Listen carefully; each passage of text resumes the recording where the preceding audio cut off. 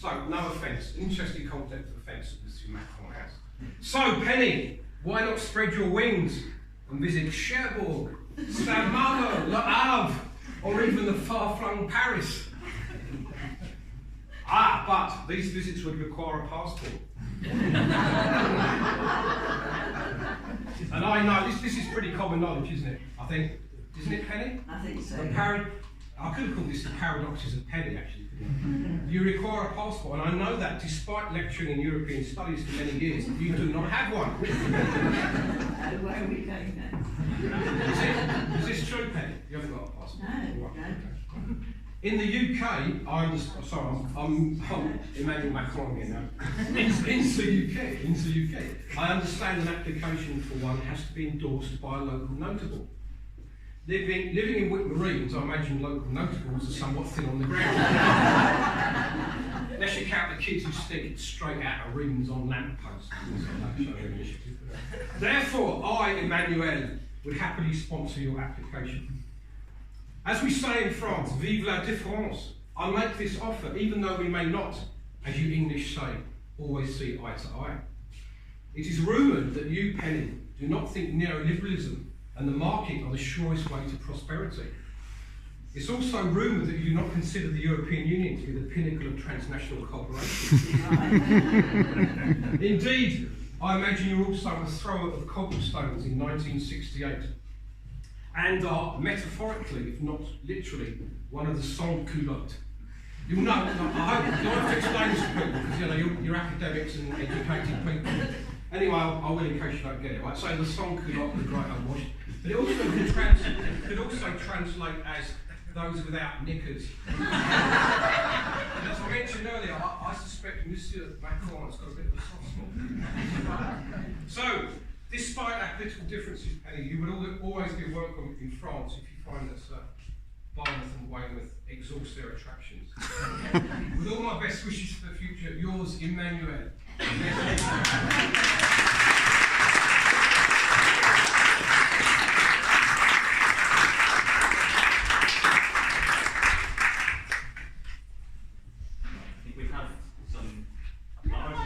Speeches, get the bloody presents. Oh. That's so nice, thank you, Polly. You wanted to make us first. That's super. No, she's not having her speech. Don't you start. There you are. Oh, that's so nice. We did end up not giving the presents unless it was a really good speech, but that's this is only half, the others. Bloody hell! Don't forget the speech makers when you're up So some of you may be wondering why we have given a crate load of very good Scottish whiskey, the proper stuff, Scottish gin, red wine, champagne, prosecco, fever tree tonics, and lots of nice glasses in which to drink them out of, for somebody who gets pissed on half a bitter shandy. And the reason is because one of Penny's retirement things that she's going to do is she's going to take to the booze. And she's really intent on it because she has already prepared the way. She's bought herself a drinks cooler. So this is to get started. Should last you a week at least. Oh, that's so nice, Polly, thank you. Do I get the floor now? Yeah, the floor is yours. Oh, right. So thank you ever so much for what you said, Mihal. Thank you ever so much for everyone who's here today. And thank you for Mike for the better bits of what he said. And I want to thank Cherry, who organised the tea and cakes, and Carol and Jane, who organised the fabulous decorations. And Mihal Mihal got a bit of politics into what he said. So that gives me an excuse for adding a bit of politics to mine. Because, yeah, the theme has been that this is the end of an era with my retirement, and it is for me, and I'm so looking forward to it. But what I'm hoping as well is that it's the beginning of the end of an era for everybody left in the university. An end of an era of nearly 4 decades of marketisation, cuts, redundancies, rampant managerialism and corporate careerism. Instead, I hope to see the neoliberals replaced by a government that recognises that universities serve the public good, that they should not be financed by student indebtedness, and certainly should not be judged by the average salaries of their graduates. So I think that's the only political bit.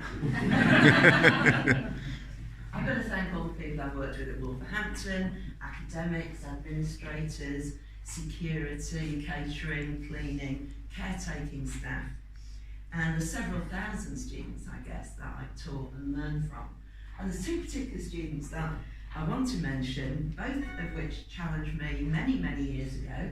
And the first was Rose, who in the 80s, who challenged my white-centeredness. And then there was Bill, who had this habit of standing at the back of the lecture room and saying horse shit when he didn't like what the tutor was saying.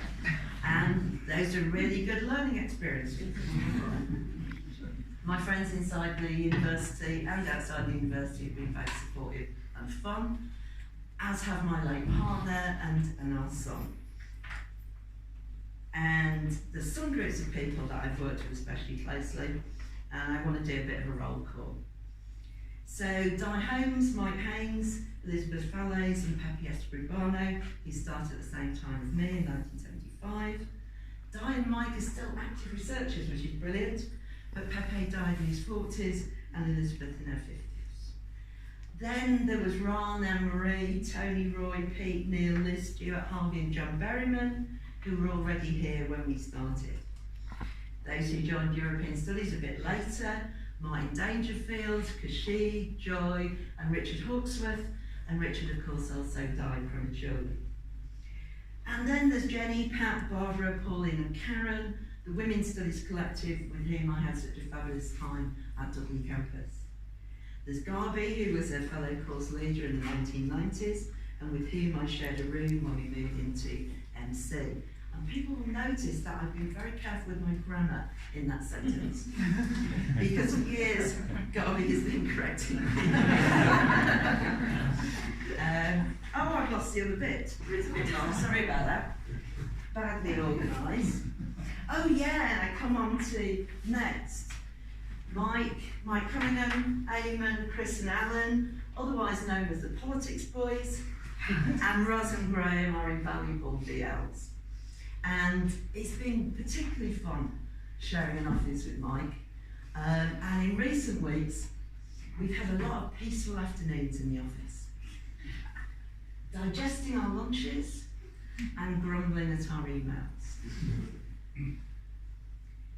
Lots of the people I've already mentioned are our activists in the union, on academic board and governors, in campaigns for equality and respect for diversity. And in addition, there are younger activist colleagues, a number of whom are here today, who've been brilliant to work with, like Cecile, Aidan, Catherine, John Clementson, Shirin, who I saw a minute ago, Frank, Lee, Paul, Ben, Carol, Janine, Karen, Anne-Marie Beaumont, Sam was there a minute ago taking pictures. I hope I don't fall over this time, Sam. Michael Rees, George Gosling, Adam and Grace. Some of you know that about 20 years ago I started writing poems for important events like school mergers and college retirements. So I thought I really ought to write a farewell poem to mark my own retirement. And the couple of people who encouraged me to do that in the last few days didn't say to them it's already written. So yeah, make sure this is the faculty version. When I started at the Poly, everything was really jolly. Lovely students, friendly staff, time to joke and time to laugh. Lots of us were young and single, eager to go out and mingle. Long lunch hours in local pubs, parties, discos, late night clubs. We worked quite hard in between and tried not to upset the dean. He was rather high and mighty, told me off for being flighty. So I took a sober step and became a union rep. Then the dean, still imperious, and it wasn't this dean, no. Then the dean, still imperious, said that I had got too serious. Reflecting collective dissent, challenging the management, activism was super fun. Some battles lost, but many won. And down at the local TUC, I first met my partner-to-be.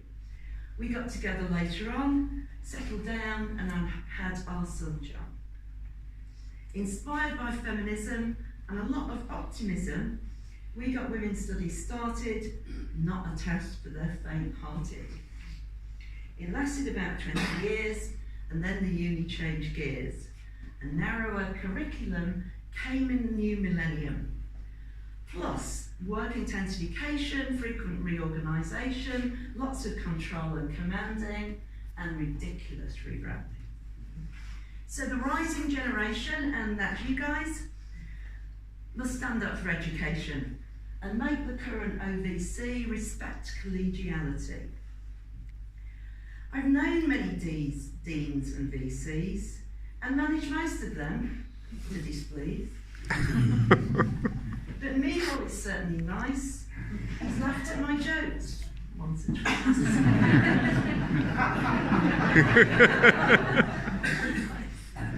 So now it's goodbye from me to the whole university. Many memories I will treasure. Thank you all, it's been a pleasure.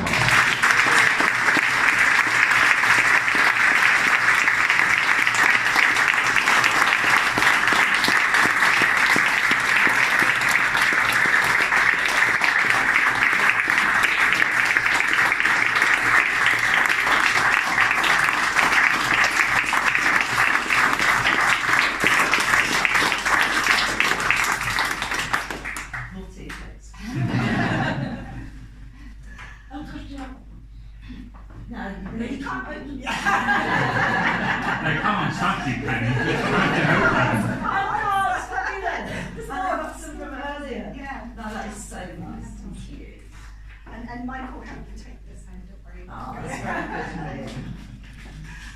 Okay. Go ahead. Oh.